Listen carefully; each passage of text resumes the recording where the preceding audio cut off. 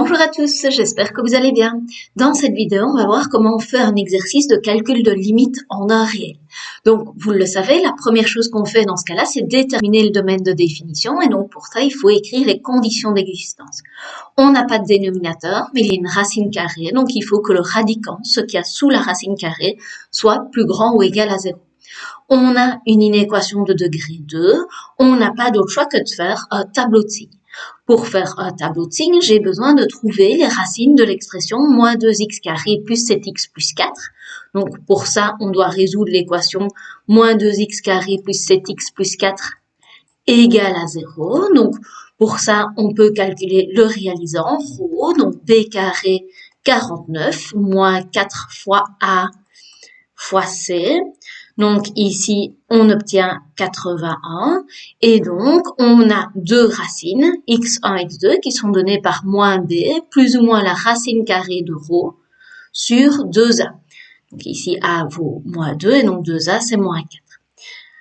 Alors, on a deux calculs à faire. Donc on a une racine, donc moins 7 plus 9, ça me fait 2, donc moins 2 quarts, donc moins 1 demi. Et l'autre racine, on a moins 7, moins 9, ça me fait moins 16, donc ça me fait 4. Et donc, on va pouvoir faire le tableau de signes. Donc, on met les deux racines dans l'ordre croissant. On indique l'expression dont on est en train d'étudier le signe. Donc, ici, moins 2x carré plus 7x plus 4. C'est une parabole qui est triste. Et donc, on a le signe contraire de A entre les racines et le signe de A aux extrémités. Vous savez que vous pouvez également remplacer, si vous avez un doute sur votre règle de signe, il y a beaucoup de façons de construire ce tableau de signes. Ensuite, grâce à ça, on va pouvoir écrire le domaine de définition. Pourquoi? Parce qu'on sait que nous, ce qu'on voulait, c'est que l'expression soit plus grande ou égale à 0. Donc, ce que je dois sélectionner, ce sont les plus et les zéros. Et donc, j'ai un domaine de définition qui est de moins l'infini que je prends jusqu'à 4, que je prends également. Moins 1 demi, jusqu'à 4 que je prends également.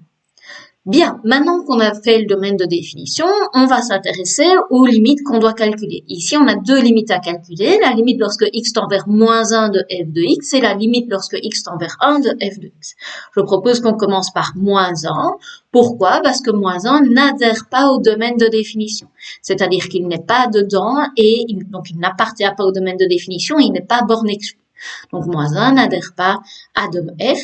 On sait que dans ce cas-là, ça veut dire que la fonction n'existe pas au voisinage de moins 1. Et donc, si la fonction n'existe pas au voisinage de moins 1, ben, en fait, il n'y a pas de comportement de la fonction aux alentours de moins 1. Et donc, la limite lorsque x tend vers moins 1 de f de x n'existe pas.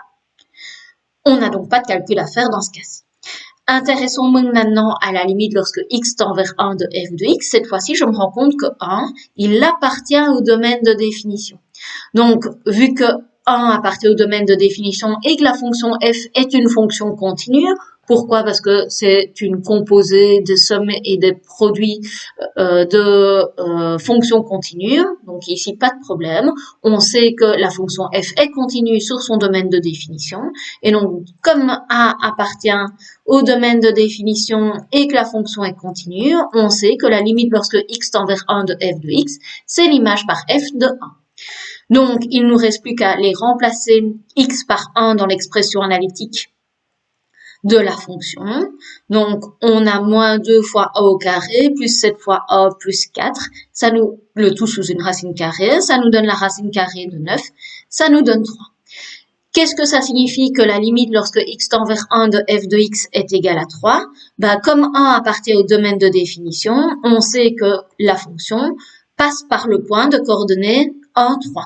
Donc, il y a un point noir de coordonnées 1, 3. Comment est-ce que je trouve ce 1 et ce 3? Ben, l'abscisse du point, c'est le nombre vers lequel l'abscisse x tendait. Donc ici, c'est le 1. Et l'ordonnée du point qu'on trouve, c'est la valeur de la limite qu'on vient de calculer. D'accord? Et donc, voilà deux cas relativement rapides, c'est-à-dire lorsque A appartient au domaine de définition et lorsque A n'adhère pas au domaine de définition. Voilà comment on fait pour calculer une limite en un réel. Ce ne sont pas les cas qui m'intéressent le plus. Soyons clairs, moi les cas qui vont m'intéresser le plus, c'est lorsque A est une borne exclue du domaine de définition, parce que dans ce cas-là, c'est là qu'on va trouver une asymptote verticale ou un point blanc, et donc ça c'est ce qui m'intéressera le plus. Voilà, j'espère que tout est clair pour vous. Bonne journée à tous et à bientôt.